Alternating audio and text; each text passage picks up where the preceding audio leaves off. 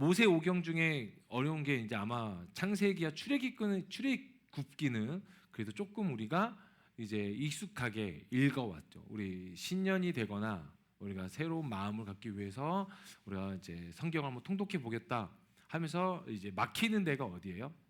이 레위기, 민수기, 신명기에서 조금은 이제 어려움이 있죠. 그러나 이 레위기에서의 우리에게 주시고자 하는 것은 이 제사에 대한 것들이 이제 기록되어 있지만 그 제사를 통해서 우리에게 하시고자 하는 명확한 말씀이 있어요. 그게 뭐냐면 내가 거룩하니 너희도 거룩하라. 그러니까 거룩에 대한 거예요. 그러니까 성결에 대한 것들을 이야기합니다. 그래서 이 레위기 이 전에 어떤 책이 쓰여져 있죠? 그렇죠. 위에 두 권밖에 없는데 이게 보시니까. 출애굽기가 어떻게 끝나는지 한번 볼까요? 우리 40장 38절. 예, 함께 하겠습니다. 시작. 낮에는 여호와의 구름이 성막 위에 있고 밤에는 불이 그 구름 가운데에 있음을 이스라엘의 온 족속이 그 모든 행진하는 길에서 그들의 눈으로 보았더라 하면서 이제 레위기가 나옵니다. 근데 레위기는 이게 정확히 뜻이 뭐냐면 그리고 그를 불렀다. 그리고 그들을 불렀다라는 히브리어에서 이제 파생이 됩니다. 그런데 그러니까 뭐냐면은 그리고가 엔드잖아요. 출애굽기가 끝나고 레위기가 시작된 게 아니라 출애굽기와 레위기가 어떻게 보면 함께 연결져 있는 거예요. 그러니까 38절에 40장 38절 마지막에 불과 구름으로 이스라엘 백성들을 이제 인도하셨잖아요. 그리고 나서 이제 그들이 이제 하나님 앞에서 정결하게 되기 위해서 이제 지내야 될 5가지의 제사를 이제 제정을 하시는 겁니다. 자, 우리 지난주에 잠깐 배웠지만 5가지의 제사를 한번 얘기해 볼까요? 오늘 배우는 번제, 그리고 화목제. 얘기해 봐요. 우리 지난주에 배운 거예요. 속건제, 속죄제 하나. 소제 맞아요. 순서대로 보면은 뭐예요? 순서대로 보면은 번제, 소제, 화목제, 그리고 뭡니까? 속죄제, 속건제. 이게 합쳐서 5제라고 합니다. 근데 이 제사는 제사법이 또 다 있어요. 제사법이 있는데 이 제사법은 4가지가 있습니다. 4가지가 뭐냐면 화제, 전제, 거제, 요제라고 해요. 그러니까 제사가 있고 그 제사를 드리는 제사법이 4가지가 있어서 신학적으로 5제사법이라고 얘기를 합니다. 예. 그래서 화제는 뭐예요? 그래 맞아요. 예, 불화자 쓰는 화제. 화제 났다. 이제 그 화제가 아니고요. 예, 불로 드리는 제사. 그리고 전제는 포도주나 이제 물로 부어드리는 전체를 부어드리는 이제 전제. 그리고 이제 거제와 요제가 있습니다. 그런데 다시 이 5제 제사법을 얘기를 하면 번제, 소제, 화목제 이거는 말 그대로 자원에서 드리는 제사법이에요. 그런데 속제와 속건제는 의무제입니다. 무조건 드려야 되는. 그리고 이 좀 나오면은 다시 이게 조금 이렇게 하면은 소제와 화목제는 감사제예요. 내게 받은 은혜. 그리고 번제, 속제, 속건제는 죄를 위해서 자원하는, 그러니까 내가 죄에 대한 속죄를 얻기 위해서 드리는 제사법입니다. 좀 복잡하죠?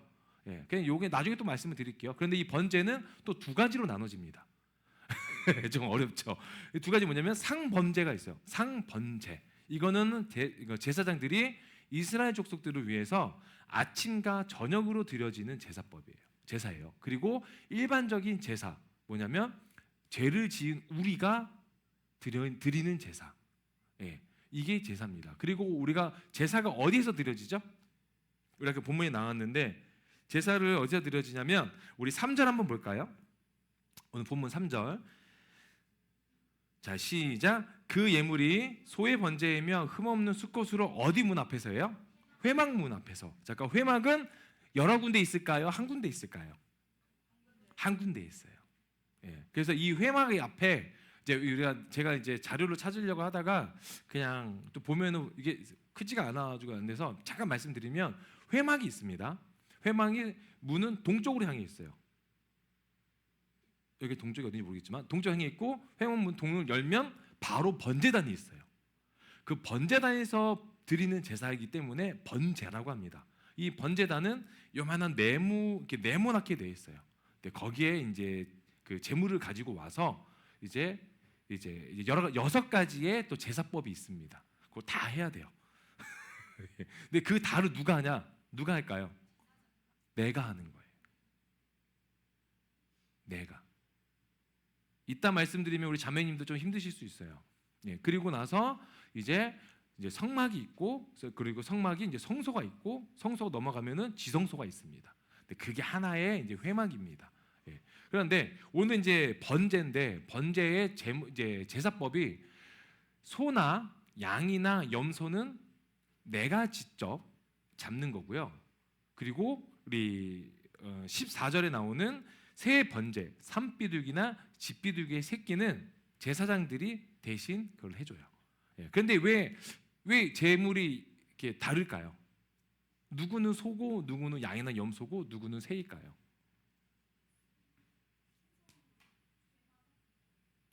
죄마다. 내가 사람을 죽였으면 소고, 내가 누군가를 비방하는 마음을 가졌으면 새고. 뭘까요?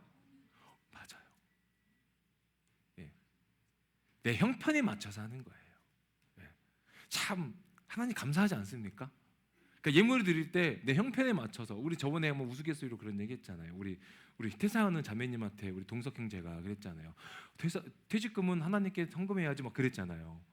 예. 근데 할 수 있어요, 없어요? 그걸 얘기하는 게 아니에요. 그 공식적으로 해라 그 얘기 아니에요. 예, 그러니까 뭐냐면 하나님은 100만 원이든 내가 버는 거에 100이다. 100만 원 다 드린다? 더 기뻐하시는 게 아니라는 거예요. 하나님 저 믿음이 없어서요. 그냥 10,000원만 드릴게요. 그래도 하나님이 야, 너는 믿음이 그따구밖에 안 되냐? 이러시는 분이 아니라는 거예요. 네 믿음대로 하고 내 형편대로 하라는 거예요. 예. 그래서 이 이제 소와 양과 염소의 제물을 가지고 이제 번제를 드리러 갑니다. 자, 그래서 우리가 보통을 하면은 이 제물에 대한 그 조건이 있어요. 우리 한번 말씀해 볼까요? 우리 다시 3절 한번 보겠습니다. 3절 시작. 3절 시작. 그 예물이 소의 번제이면 뭐가 없대요? 흠없는 수컷으로 회막문에서 여호와 앞에 기쁘게 받으시도록 드리지니라. 자, 그리고 우리 10절 시작. 만일 그 예물이 각축대의 양이나 염소의 번제이며 뭐가 없는 흠없는 수컷으로 드리지니. 자, 여러분 흠이 없어요. 자, 당시 이스라엘 사람들이 회막 근처에 살았을까요? 막 여기저기 분포돼서 살았을까요? 분포돼서 살아 있었죠.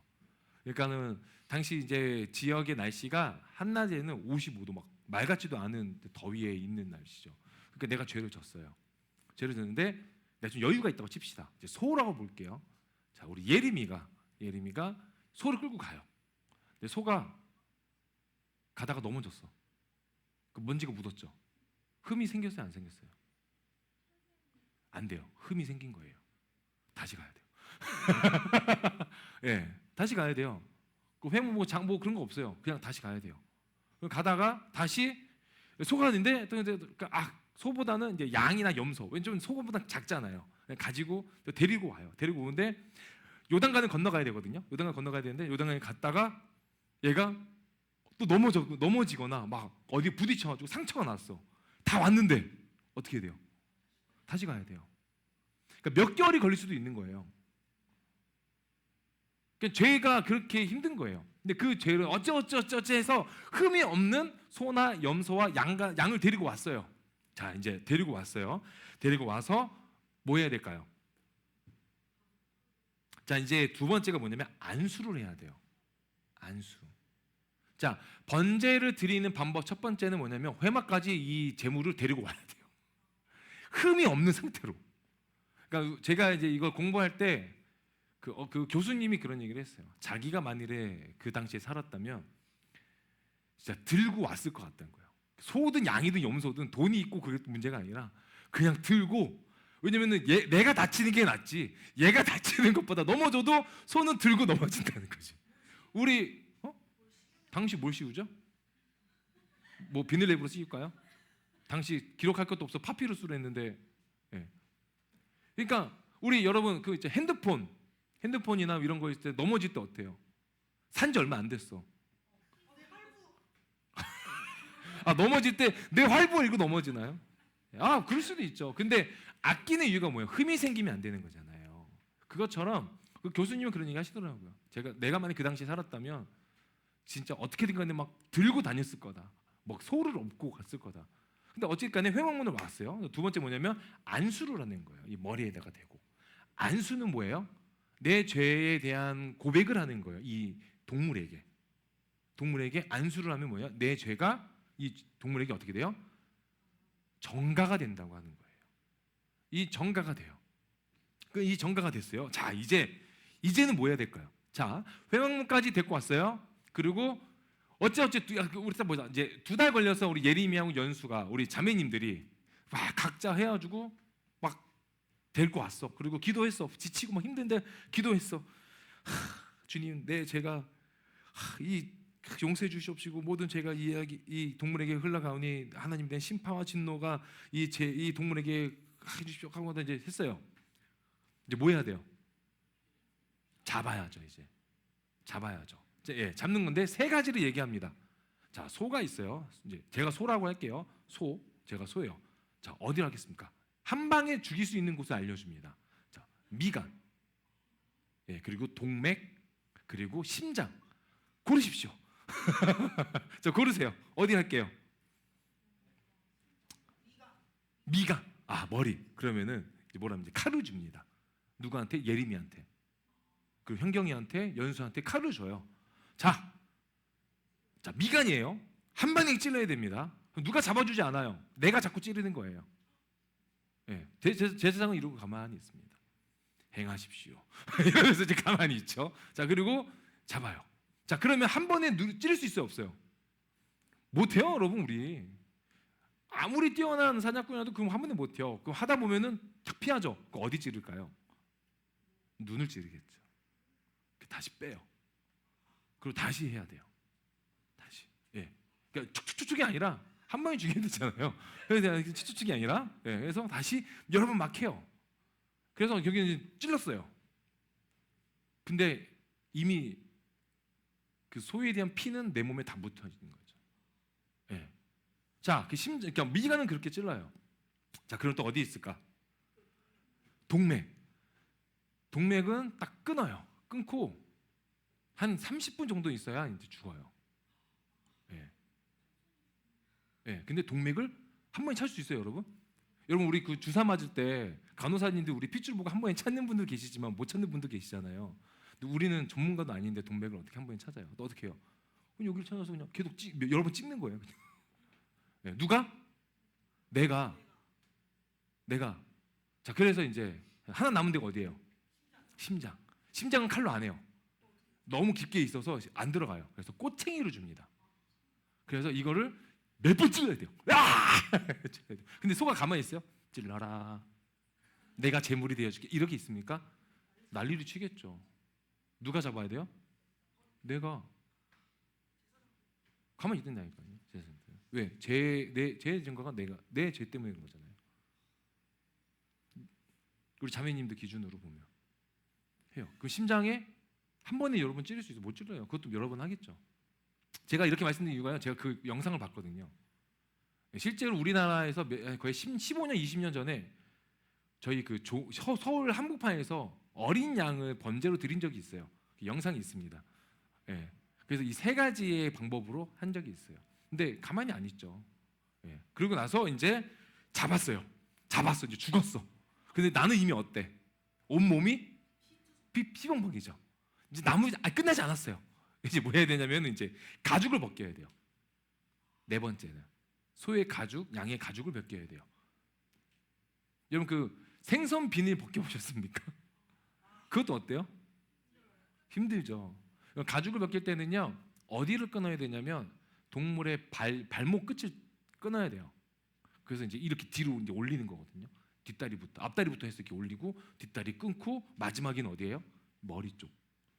그래서 다 끊는 거예요. 그래서 막 칼로 계속 해가지고 가죽을 떼요. 누가? 내가. 이게 되게 중요해요. 내가. 그러니까 어찌어찌 가죽을 해요. 근데 이 가죽은 제사장이 가져가요. 이건 제사장 몫이에요. 가죽을 뗐습니다. 그 다음에 뭐냐면은 각을 떠요. 자, 각을 뜬다는 게 뭔지 아세요? 마디마디에 골조로 다 끊어내는 거예요. 마디마디에. 우리 손가락 마디, 여기 팔뚝 이런 데를 다 내가 소의 다리, 소의 꼬리, 소의 갈비, 막 이런 걸 다 내가 각을 떼어야 돼요.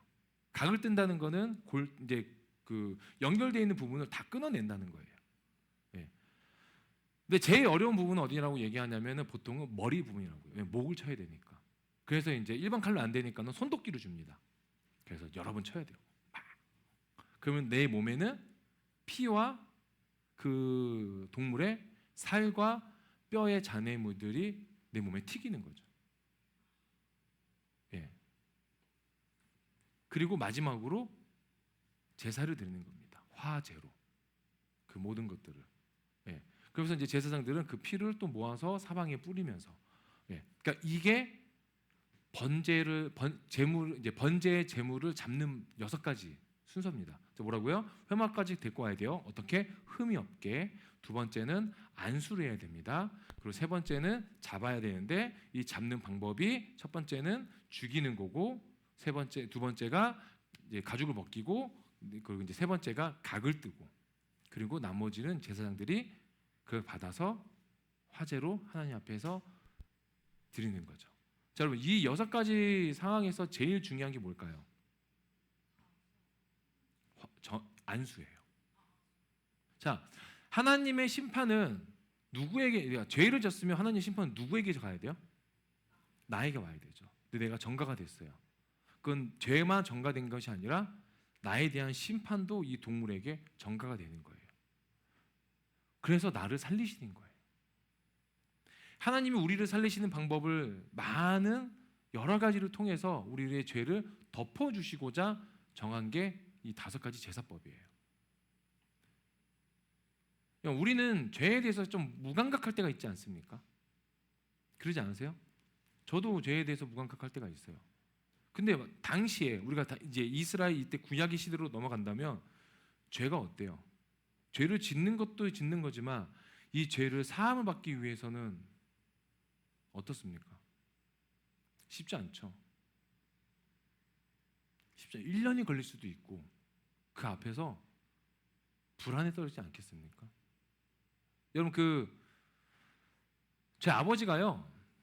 저 어렸을 때 사냥을 다니셨어요. 제가 한번 말씀드린 것 같은데 집에 그래서 멧돼지하고 고라니가 막 온 적이 있어요. 저도 사냥을 한번 나가봤거든요. 멧돼지와 고라니 고기 뭐 드셔보세요. 멧돼지 고기 생각보다 맛있어요. 예.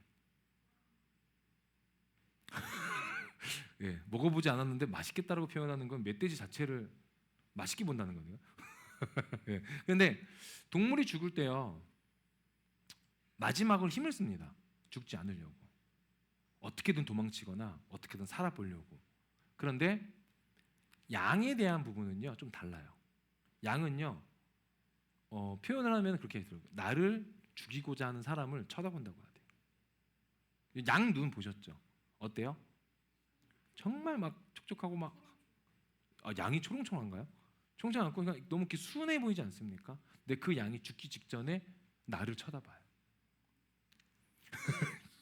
이러면서 그게 아니고 그냥 파르르 떨면서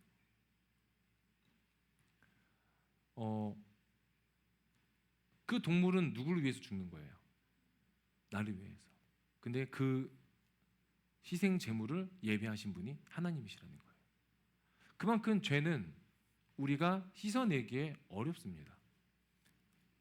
그런데 우리가 살아가다 보면은 죄에 대해서 너무 무감각할 때가 있다는 거예요. 근데 죄가 뭘까요, 여러분? 성경에서 말하고 있는 죄가 뭘까요? 사람을 죽이는 거, 사람을 때리는 거, 남의 것을 탐하는 거, 하나님이 아닌 다른 우상을 섬기는 거, 다 죄죠. 근데 이거는 가장 그러니까 근본이 되는 죄의 결과물이에요. 근데 그 죄의 가장 근본이 되는 건 무엇이냐? 하나님과의 관계가 끊어진 거예요. 하나님의 관계가 끊어지면 이웃 것을 탐하게 되고요. 하나님의 관계가 끊어지면 내가 남보다 더 나으려는 사람의 모습을 가지려고 할 때가 있어요. 하나님의 관계가 끊어지면 선함과 옳고 그름에 대한, 선과 악에 대한 구분이 없어지게 되는 거죠. 그래서 하나님이 번제를 통해서 우리에게 얘기하시고자 하는 것은 관계 회복이에요. 죄는 뭡니까? 하나님과의 관계가 끊어짐을 죄의 근본입니다. 그런데 회복이 됐다는 건 뭐냐면 하나님과 우리의 관계가 다시 이전과 같이 서로를 하나님 말씀에 순종하고 하나님을 바라보는 삶이 이루어졌다는 거죠. 이런 죄에 대해서 경각심을 갖기를 소망합니다. 이 죄는 아까 말씀드린 것처럼 사람을 때리고 원망하고 뭔가 더 얻으려고 하고 풍족해지려고 하는 것을 얘기하는 게 아니라, 제가 말씀드리는 죄의 경각심은 나와 하나님의 관계성을 먼저 고민하시라는 거예요. 나는 정말 하나님과의 관계가 온전해져 있는지.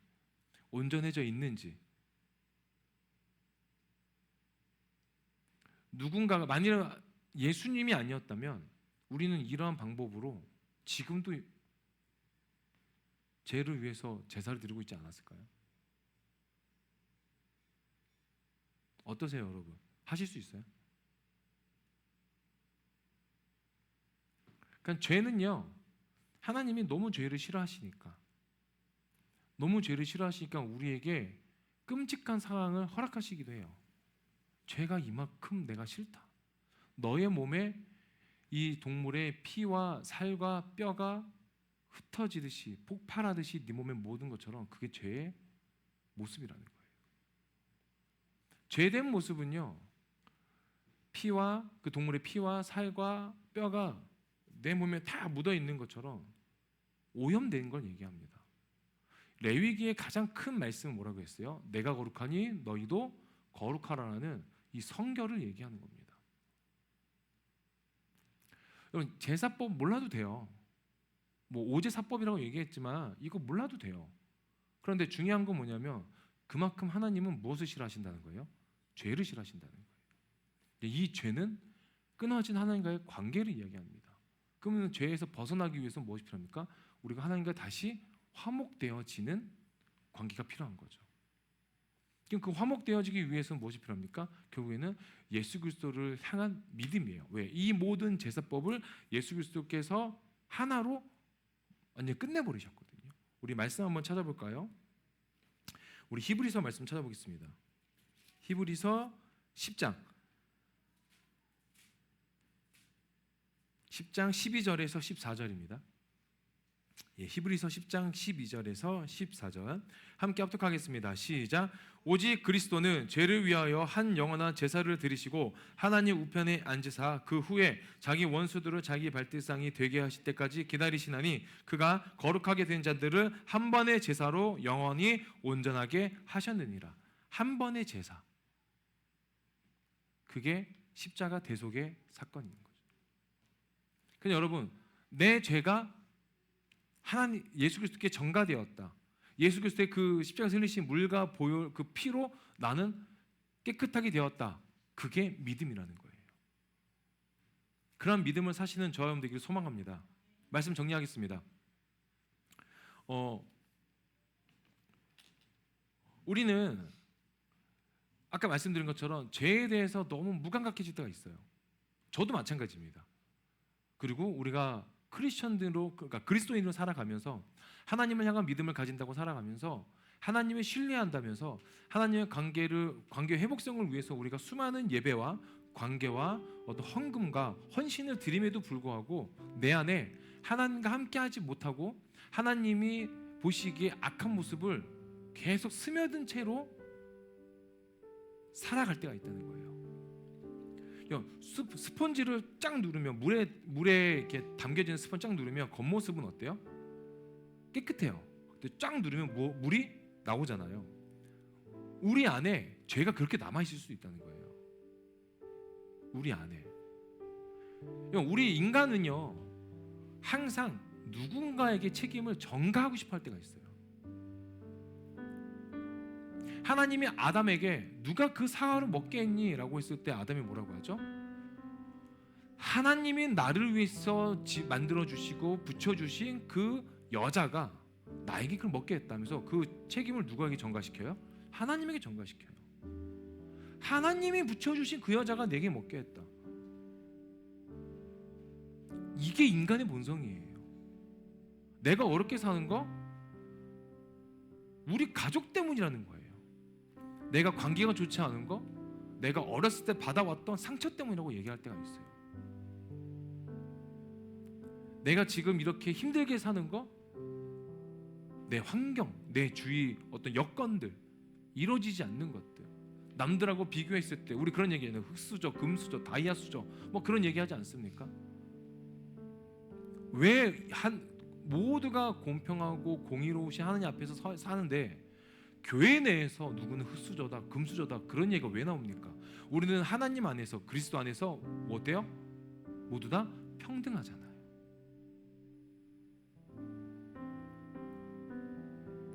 근데 왜 교회 내에서 그런 모습들이 있습니까? 쟤는 금수저라서 실패해도 괜찮아, 일어날 수 있으니까. 아니에요, 여러분. 그런 거 아닙니다. 우리는 예수 안에서 살기 때문에 자빠지고 넘어져도 된다는 거예요. 왜? 우리 금요일날 말씀 보지 않았습니까?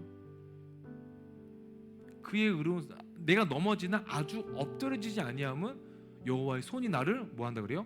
붙드심이로다.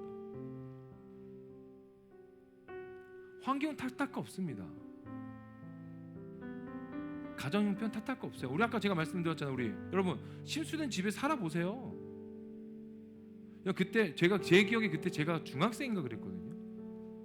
중학생이었는데 침수가 돼가지고요 허벅지게 타는데 물이 차오르는데 뭐 이불이고 뭐고 없어요. 다 빼가지고요 집이 완전, 그리고 한여름이니까 그때 장마 때고 태풍 올 때였거든요. 보일러를 틀어놓고 말리는 중인데요. 근데 저희는 어떻게 해요? 잘 데가 없잖아요. 노숙이란 걸 해봤어요. 제가 중학교 때 가족끼리 잘 데가 없어서. IMF 때가 제가 고1, 고2 때였거든요. 저희 쫄딱 망했어요. IMF 때. 그래가지고 아버지는 차에서 주무시고요. 저랑 제 동생이랑 저희 어머니는요 한 권사님 댁에, 문정동이거든요. 아영이네 집 맞은편에. 그 집에 가가지고 방 2칸인데 권사님은 사실 그 방 안에 들어가시고 그 작은 방이 있거든요. 거기 어머니하고 동생 자고 제가 거실에서 잤어요. 그때요 제가요 하루에 일을 3개를 했어요. 아침에 신문 돌리고요. 오후 평시간에 군포에 있는 동아출판사라고 아십니까? 옛날에 간사님 아실 텐데 동아출판사 아시죠? 정과. 예, 거기에서 저는 창고 일하고요. 저녁에 성인 오락실에서 일을 했어요. 그렇게 하루 2시간 3시간 잤어요. 그렇게 3개월 동안 제가 500만 원을 벌었어요. 그렇게 3개월 동안. 그걸 뭐 했냐면은 보증금 마련하려고. 그게 제 나이 19살이었어요. 제가 중학교 2학년 때 16, 15때 한 게 뭐냐면 야채 장사였어요. 집이 가난하니까 학비가 없어요. 그때 당시 학비가 20 몇만 원이었거든요. 제 동생이 학비가 없는데 저한테 전화가 와요. 막 혹시 상철이 형 있습니까? 학교에서도 제 동생 다니는 학교에서도 이제 저희 부모님한테 말을 하지 않는 거예요. 어차피 없으니까.